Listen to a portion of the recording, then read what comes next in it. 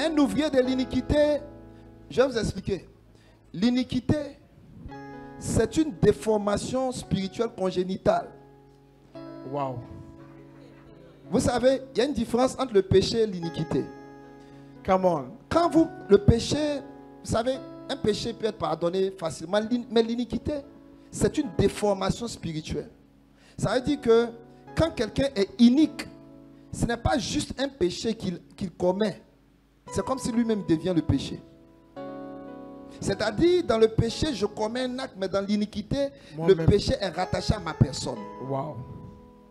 Et quand on est en train d'invoquer Dieu pour l'iniquité de nos pères, c'est parce que l'iniquité, c'est comme un moule. Si par exemple le moule est comme ça, le papa a ce moule-là, quand son enfant va naître, il va faire la même chose.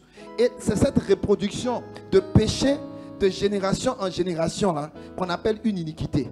Donc c'est ancré dans vos gènes. Wow. Et si ce n'est pas une intervention surnaturelle de Dieu, malgré ta bonne volonté, tous tes efforts, ça va continuer de se répéter. C'est ça l'iniquité. Donc quand on parle d'un ouvrier de l'iniquité, c'est quelqu'un qui reçoit un don de Dieu. Vous savez que l'Église a reçu des dons. Oui. Est-ce qu'on est d'accord? L'Église a reçu des dons. Je vais vous donner une illustration. Lorsque Abraham voulait que son fils se marie, il a envoyé son serviteur. Comment il s'appelle? Eliezer de Damas. Dieu lui avait dit qu'il allait donner une promesse, mais il s'est dit que, Seigneur, je suis vieux et je pense que c'est Eliezer qui va hériter.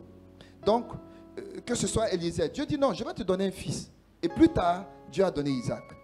Mais quand le temps du mariage d'Isaac devait arriver, c'était l'une des choses les plus importantes pour Abraham.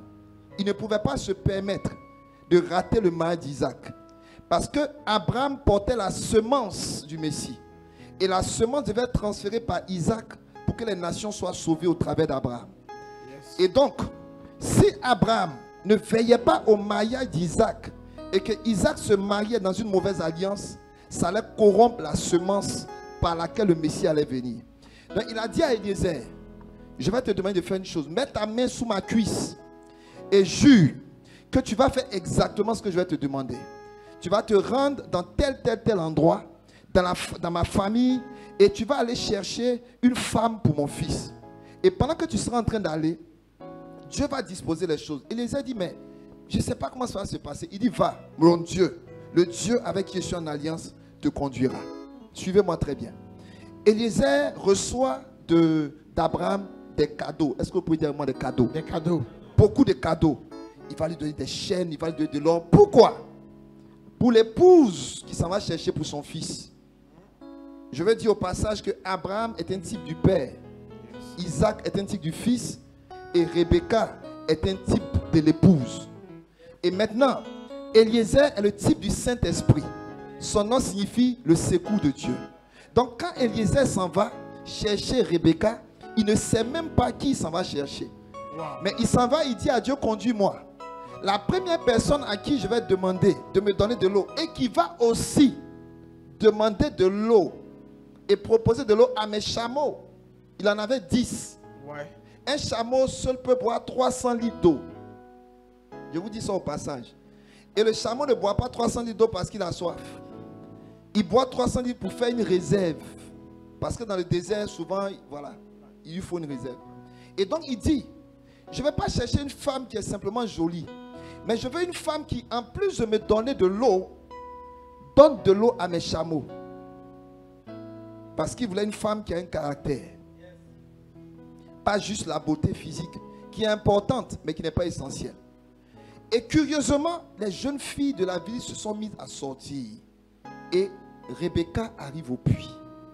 Dès qu'elle arrive au puits, elle voit le visiteur, le voyageur étranger. Il lui dit, est-ce que je peux avoir un peu d'eau? La Bible dit, elle s'empressa de commencer à lui donner de l'eau. De lui donner de l'eau. De lui donner de l'eau. Et quand elle finit, sans qu'il ne demande, il observait. Elle dit, envoie le chameau numéro 1. Écoutez, c'est des cruches qu'elle prend, elle puise. Ça demande une femme courageuse pour faire ça. Remplir. Le chameau 1 va boire jusqu'à ce qu'il soit désaltéré. Elle va les puiser pour le chameau numéro 2. Elle va puiser pour le chameau numéro 3. Et la Bible dit, pendant ce temps, Eliezer regardait, il dit, Seigneur, est-ce que tu es en train de faire réussir mon voyage? N'est-ce pas cette dame? Et vous connaissez la suite. Dès qu'elle finit ça, il met un bijou sur sa main. Il dit, conduis-moi chez ton papa. Et vous connaissez la suite. C'est finalement elle qui va devenir l'épouse. Un type de l'église. Mais pourquoi je vous ai donné cette illustration? Je vous ai donné cette illustration pour vous dire que si Eliezer est venu avec des cadeaux et des présents, parce qu'il a donné de l'or, c'est-à-dire Rebecca est sortie de la maison complètement débraillée. Mais quand elle est rentrée à la maison, il y avait de l'or sur elle partout. Et son frère là-bas dit, mais ma petite soeur, comment ça se fait qu'un coup comme ça tu brilles? Parce qu'elle avait rencontré quelqu'un. Et cette rencontre déjà était en train de la faire changer de dimension. Yes. Est-ce que quelqu'un est avec moi? Elle a fait une rencontre. Il dit, mais ce visiteur-là, c'est un visiteur intéressant. Vous savez, c'est là-bas, hein, c'est lui qui plus tard va aller escroquer. Donc lui, il a vu l'or. Dis l'or. L'or. Dis l'or. Il a vu l'or. Ça brille. Ça, c'est le don. Mais Eliezer n'était pas venu. Abraham avait des richesses et des richesses et des richesses. Ce n'est pas le don. Il voulait le caractère. Cette église que représente Rebecca, parée de bijoux, symbolise l'église de Jésus-Christ qui reçoit des dons. Mais tu peux avoir des dons mais sans être attaché au donateur. Comment ça, pasteur? Je reprends. Tu peux avoir des dons sans être attaché au donateur. C'est un don. Un don, c'est un don. Le fait que je te donne un don n'est pas la preuve que tu m'aimes. C'est vrai ou c'est pas vrai?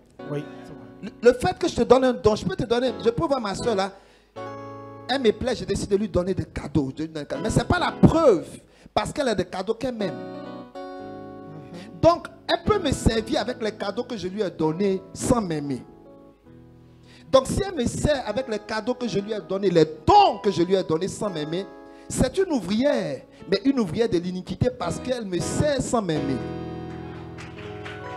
Wow. Donc, un ouvrier de l'iniquité, c'est quelqu'un qui sert Dieu avec les dons de Dieu sans communion avec Dieu, sans intimité. Donc, c'est possible de servir Dieu ou même de chanter Dieu sans avoir une communion avec Dieu. Justement, c'est ce qui fait peur, c'est tout à fait possible.